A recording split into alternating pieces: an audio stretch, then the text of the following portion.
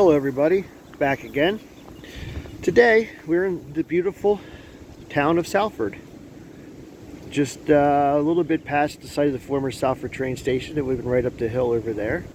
Today we're looking at the 1913 cement bridge that carried the Perkiomen over top of Church Road.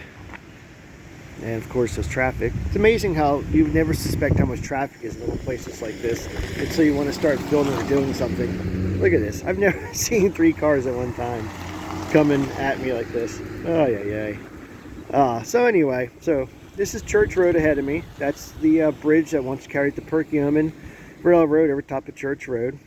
The Perkiomen came through town here circa 1872, and the original bridge was built right around the same time. It, as many other bridges and trestles of its time, was made out of wood. Sometime after the turn of the century, the bridges and trestles, whether they be ones that went over top of roads or went over top of creeks or rivers or whatever bridges and trestles they had that were originally built from wood during this construction of the railroad in the earliest days, were later made out of cement, steel, concrete, etc., etc. This one, which is a kind of a rare example of this type of bridge. I don't know of any others that are built with an arch like this on the Perkiomen, or ones that still exist that had an arch like this on the Perkiomen. But this was built in 1913, and like I said, I think it's the only one of the example. Shows how much pride they put in their work back in those days. I mean, if you can see, a lot of pride, a lot of design. See the 1913 date stamp. Got to put the clearance because nobody knows how to not hit bridges and trestles anymore.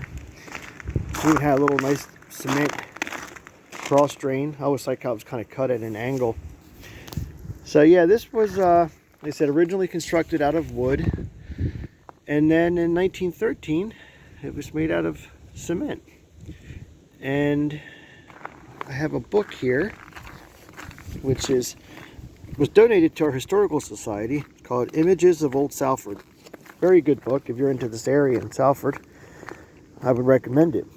Now I'm going to go over to my car so I can open the book and show a couple pictures of it. This bridge here was actually, once they tore all the wood out of the old structure, it was actually, they made a wooden frame out of it. And the wood frame, oh, I still got snow in my trunk. Thought I got rid of it all. The wooden frame was built, and then they poured the concrete over top of it. So you can see here is that present day. This was 1913.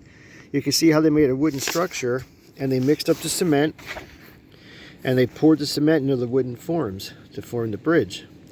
Look at that little cement mixer thing. They still have those. To this day, we still use something not much different. It's pretty interesting. So yeah, like I said, they used that. Here's a picture on the top. You can see the arch. You can see the arch in there being formed in the wooden forms. That barn right there doesn't look like the barn anymore, but remnants of that barn are still part of that structure up top there. So that barn, like I said, parts of that barn structure is still in there up to that point. So you can see the wood. I don't know. I'm assuming the wood is still in there yet, because I don't think once the cement started settling, they took the wood out.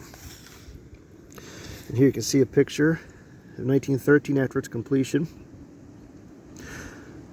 I think it's really cool. I think it's a really neat thing. And here's another example. This was done around the turn of the century. This is the one that goes over top of the Perkiomen out near Springmount. And you can see this was actually, this trestle here was made out of steel. This is probably about 19 teens, pre-20, made out of steel. And that was originally a wood trestle. That was the one down near Springmount. And there was a Camelback steam engine. That picture was taken right up there, just across the road. Camelbacks were very well known, not just on the Reading Railroad, but on many railroads on the East Coast. And to this day, I think there's only like 3 camelbacks left in existence. One of them is actually a Reading. It's out in Ohio right now. Should be in Pennsylvania, but that's another story. So if you notice the cement, how the cement structure is here,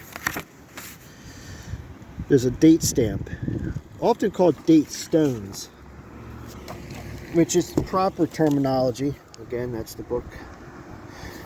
Date stone is definitely a proper terminology, except when it's not really a stone, when it's stamped in the wall like that. What they did back then was they had stamps that they would change the date on, and once the cement was starting to set, they would punch the stamp into it with the date. Apparently, I think the Reading Tech Society or the Railroad Museum of Pennsylvania has a couple, from what I was told, I don't know how true it is, they actually have a couple of the stamps that were used back then in those days for these during the Reading Railroad. So again, like I said, my next couple of videos hopefully will be something a bit different. I don't want to focus totally on the Perk, but as of today, things are still covered in snow. And as I'm speaking, it is currently 10 degrees with real field temperature of -7. So I figured I wanted to get something out here today, and this isn't, too bad. And I've found these pictures. Actually, my Facebook memories, a picture, I did a little walk here a few years ago. I was doing pictures of me at the top of that bridge doing a talk. So I figured that would be a good idea. But one of these days I'm going to go up there. I'm going to do a whole thing once the snow's gone of the Salford area. Where the Salford station was, pretty much everything in that little area town of Salford, right up there, everything but the station still exists. And you could take a picture and Photoshop the station in there of today and it would look almost the same. There's also a walk-through tunnel, which I was told for a farm, but I don't really know farms around here, but I'm not sure. Beautiful old stone house. Doesn't look inhabited, but I was told people live in it. So, a little side note, if you notice, it's got slate on the roof.